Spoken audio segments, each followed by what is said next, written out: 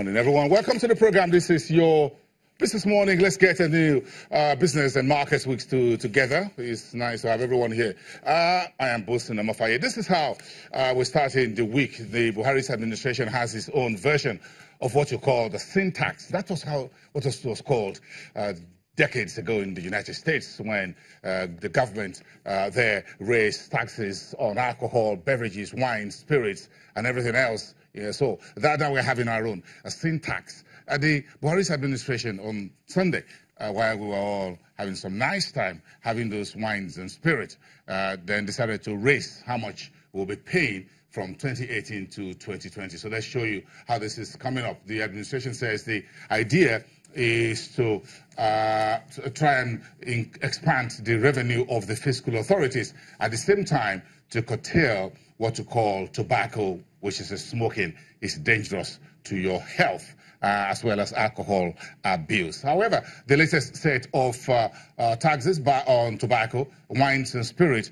will not include, according to the government, the excise duty of other locally accessible products. And that's what the Finance Minister, Kemi Adeosun, says in a very lengthy statement released on Sunday afternoon. And of course, you heard why the government is doing that. Expand the revenues, reduce the health hazards associated with tobacco-related diseases and alcohol abuse. Now, what will happen moving forward is that tobacco is now the charges by the government, or the tax is now a combination of what you call the existing ad valorem. That sounds like a very technical word. Yes, that is it. An ad valorem means that the charges that are based on the estimated value of goods and services, just put an estimate, and that's what you pay. So the government says on tobacco, it will now be ad valorem charges, which is existing, plus a specific rate that will be charged. For alcoholic beverages, that will be replaced. The government is replacing the ad valorem rate with specific rates. So how much would you be paying? If you smoke a cigarette, this is what you'll be paying moving forward. 20% ad valorem plus ₦1 specific rate. That's what you'll be paying in 2018. That will go up. The ad valorem remains at 20%. For 2019, you'll be paying additional ₦2 and an additional ₦2.90 kobo per stick of cigarette by the year 2020, of course, including the ad valorem, which is at 20%. Then for those of you who drinks beer and stout, you'll be paying 30 kobo per centiliter this year. 2019, you'll be paying 35 kobo or additional charge also by the year 2020. If you like wine, red wine, white wine, and all the other sweet wines, you'll be paying additional you'll now be paying ₦1.25 kobo per centiliter for 2018. That figure goes to ₦1.50 kobo by next year and the year 2020.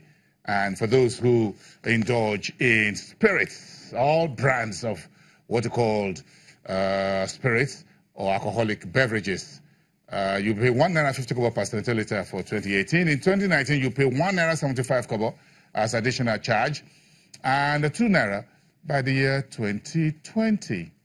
In summary, that's what Buhari's new tobacco and alcoholic beverages tax rate looks like. You need to keep that at the back of your mind. The government wants to bring in more revenue and also curtail the incidence of alcohol abuse as well as cigarette smoking.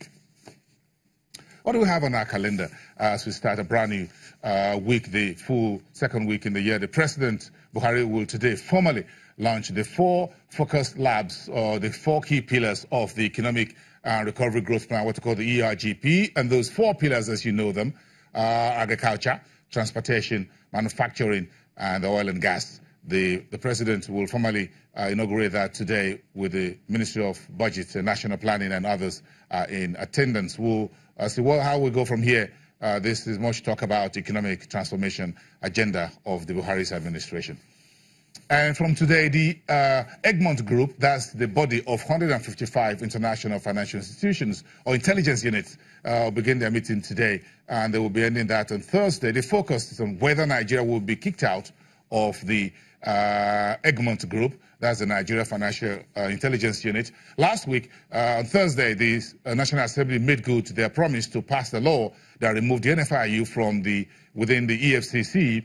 But that law, according to our knowledge, has not been signed by the president as of this morning. What happens is anyone's guess as we see this body go into their meeting, which starts today, whether Nigeria will be removed from that body. They want Nigeria to make its NFIU independent of the Economic and Financial Crimes Commission. This week, we're looking at inflation for the month of February, as well as earnings from the big banks, and that's where our discussions is going to in the next a minute or two.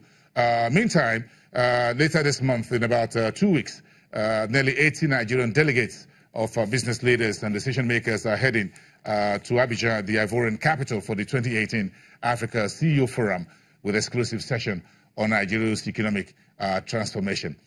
And on the final business day of the month, we will have, as a Friday, March the 30th, the SEC further extension for free e-dividend registration will close. This particular free e-dividend registration has been extended severally. Now, the SEC says this will be the final one, and then you will have to pay for this service if you invest in the market and you want your dividend via electronic platforms.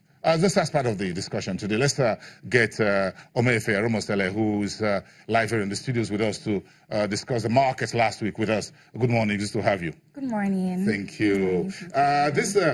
Take us through what we saw last week. We managed about less than 1% in terms of the all-share index. Do you think that was good enough?